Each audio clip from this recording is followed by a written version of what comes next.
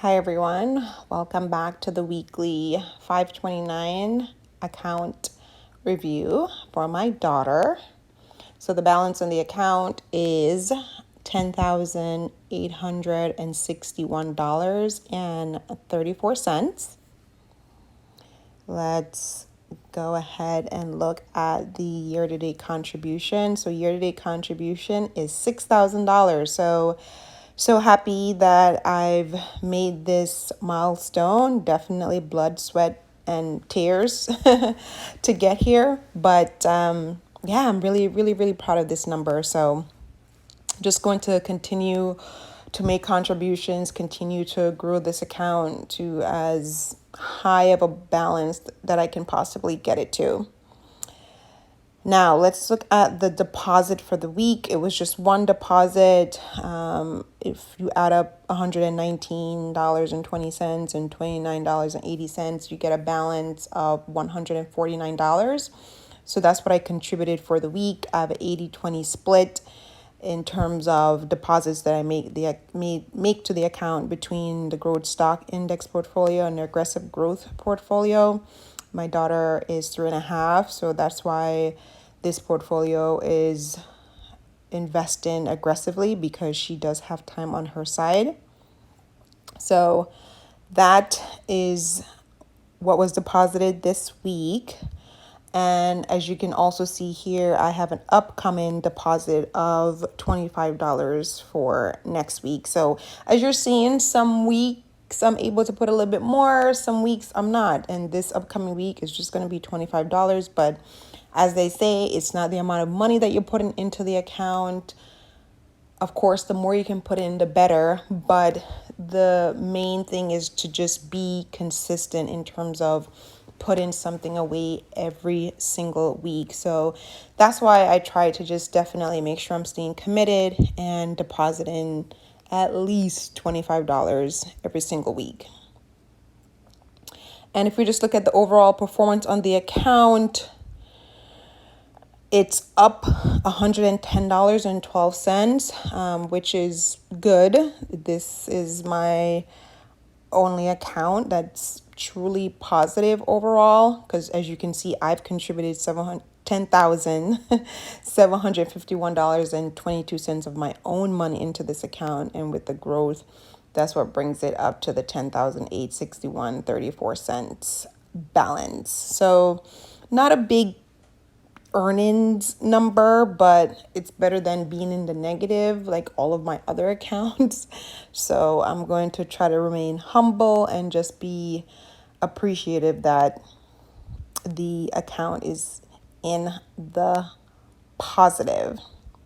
So I know I've talked about this before, but I've done a bit more research in terms of the plan to convert the 529 to an ABLE account, which I finally found out and did the research that stands for Achieving a Better Life Experience. So an ABLE account is an account specifically for individuals with disability, and my daughter has a disability. So if she has an ABLE account, I can then use that account as her guardian to pay for housing, transportation, education expenses, and it still functions the same way as a 529, meaning that my post-tax dollars would get deposited in there through contributions that I make, similar to what I'm doing with the 529. I can then invest that money, and any withdrawals from the account will be tax-free. So all of the growth on the account, so the earnings from it being invested, will be tax-free, which is really nice. So right now, with the tax laws in place, you have up until December 31st, 2025 to convert 529 plans to ABLE accounts without any type of federal or state tax penalty. This is for New York State, and I'm just kind of waiting a little bit to do the conversion because my daughter is 3.5. So I just kind of want to wait a little bit and just kind of see where she's at developmentally in the next 2 years. So that would put me at 2024, before I go ahead and convert it over to the able account. I just want to see if she would like make significant development progress where maybe I could keep it in the 529 because it might look like she could potentially go to college versus the able account, which I guess technically you could use it towards college because you can put it towards education, but it's really more meant for individuals who are going to, have like lifetime ongoing care, which she might have, and I'm thinking she will have, but because she's so young, so much is unknown. So I'm just going to sit tight and keep this money in a 529, and then at some point in 2024 or 2025, I'm going to go ahead and just convert this 529 to the able account.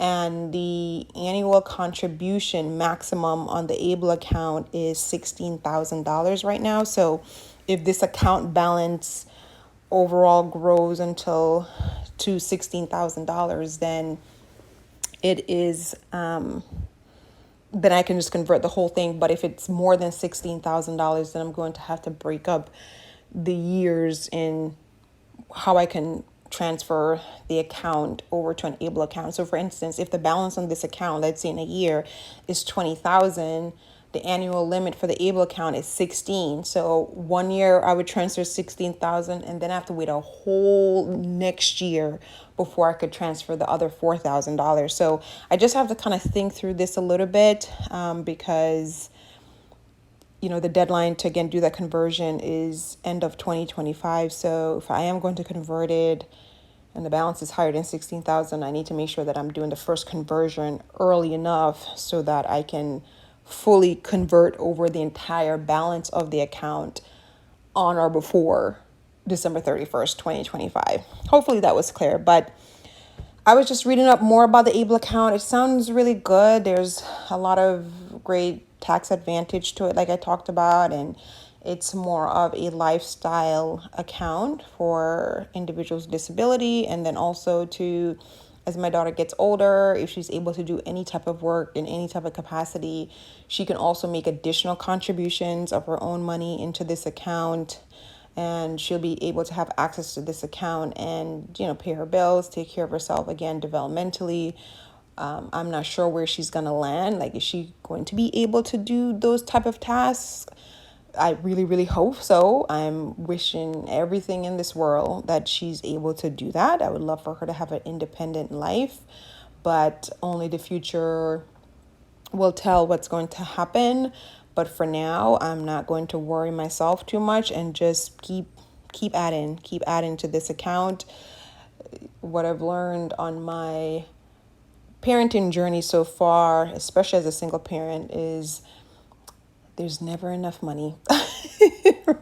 Like, I don't know, unless you're like a multi-millionaire where you're like, oh, I have like, $10 million for my kid set aside. Like average everyday people like myself, there's just never enough money. All right. The account just logged me out, so I think that's a sign for me to stop rambling. But that's the latest and greatest, and I'll talk to you all next week. Bye.